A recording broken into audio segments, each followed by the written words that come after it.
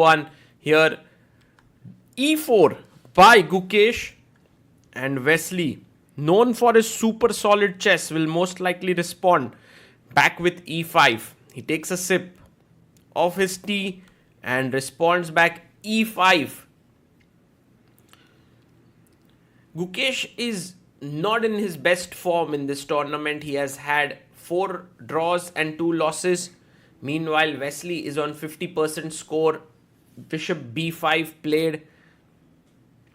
And the thing that is very interesting here to note is Wesley is one of the most solid grandmasters who doesn't risk too much in the game, but Gukesh, on the other hand, just cannot stay away from complications.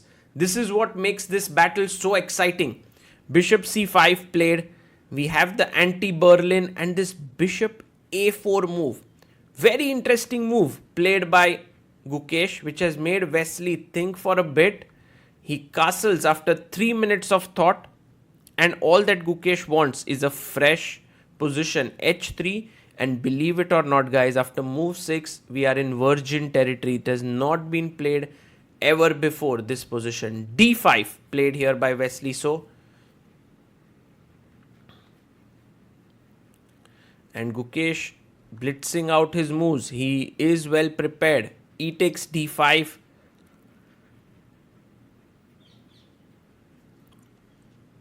Queen takes d5 to be taken. And now the knight comes out to c3, attacking the queen. Now, if bishop b4 pinning here, then I believe white would simply castle. So went queen d6. And now short castles on the board. The idea here is to play rook to e1 to keep up the pressure on the e5 point. Wesley plays knight d4 and moves, and look at Gukesh. Such opening prep. He's at 1 hour 34 minutes. He's putting the pressure on Wesley. He's putting the pressure on the e5 pawn. Knight takes knight.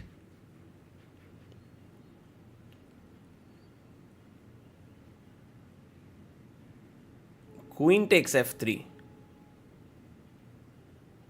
The queen looks at the b7 pawn. Pawn to c6 seems like the right move to play. And here we have a position with very small advantage to white. And I like this move, bishop b3. It's well positioned. And maybe a5 makes a lot of sense, the move, or bishop b6. But Wesley makes an error, bishop d7. And now there's this beautiful line. You attack the bishop, pawn push, bishop a5, d4 in the center. And if you take, it's a huge blunder because the queen is trapped. But instead, Gukesh goes for bishop g5. Well, knight a4 would have given Gukesh a very pleasant position out of the opening. Rook a e8 played. And still the position looks really good.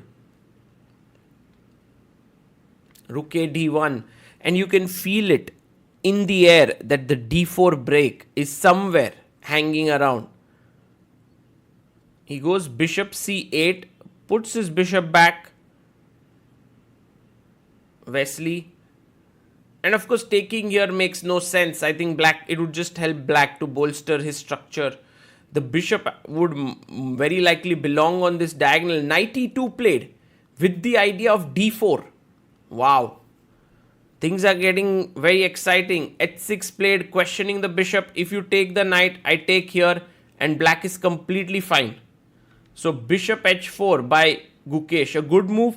Planning to put the bishop on g3 to put pressure here. Bishop goes back to b6. And now bg3 played. e5 pawn could become weak. And now nice move, knight h7. The point here is that if you go d4, I'll go queen g6. And if you take here, I have knight g5 ideas. And somehow, it's just white cannot get out of these attacks. So knight c3, king h8 played by Wesley. And can Gukesh go for this d4 move at some point? Well, he goes queen h5.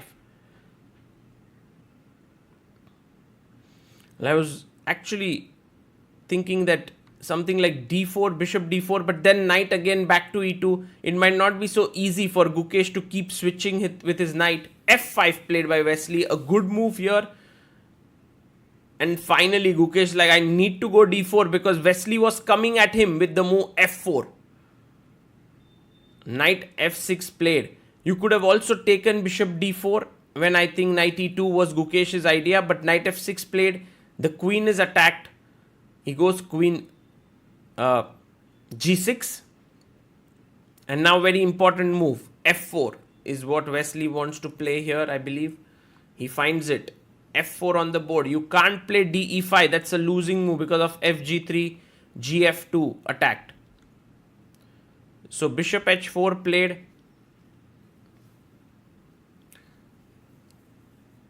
And now again e takes d4, a very important move. Yes, he takes it. E takes d4 on the board.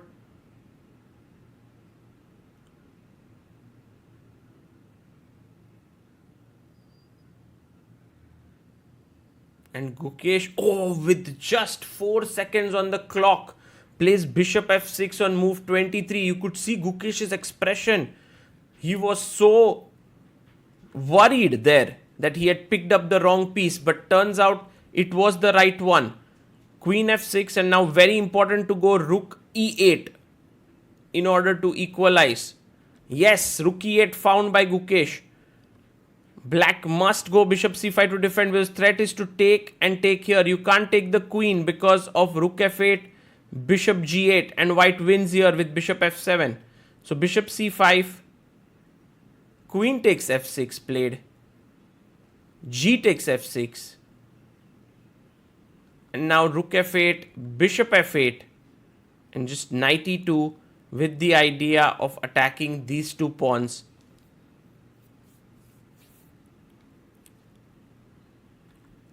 He plays pawn to c5 and knight f4 taken.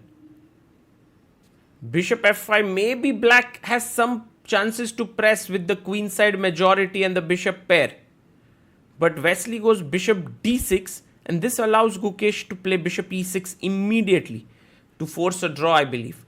Yes, because if bishop f4, bishop c8, b6, this should be a draw, the opposite colored bishop endgame. But Wesley takes on e6, knight e6 by Gukesh.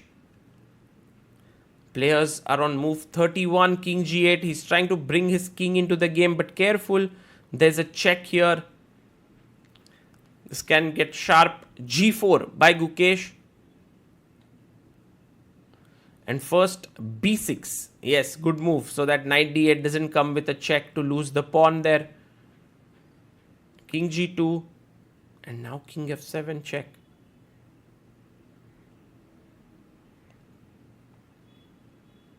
Yes. You go check now to d8. If king e7, then knight c6 check, and I pick up the a7 pawn. So king e8 played.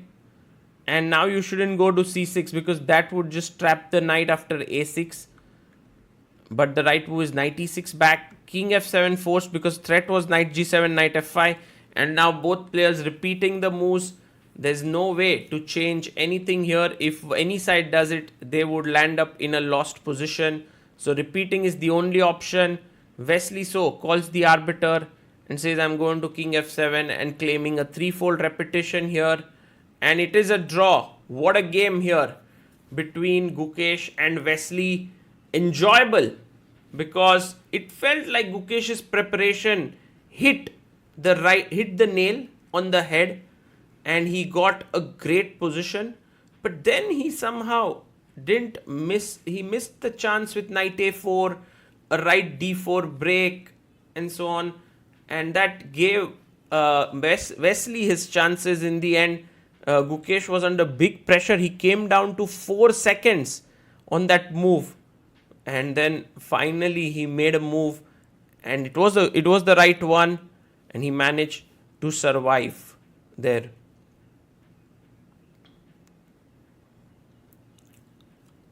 And so Wesley keeps his 50% score. Gukesh still looking for his first win here in the tournament.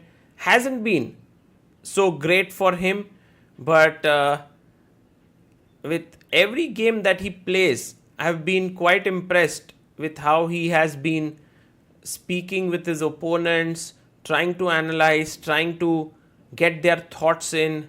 Has been very very interesting, and two of the nicest guys in the world of chess. That's for sure. Wesley so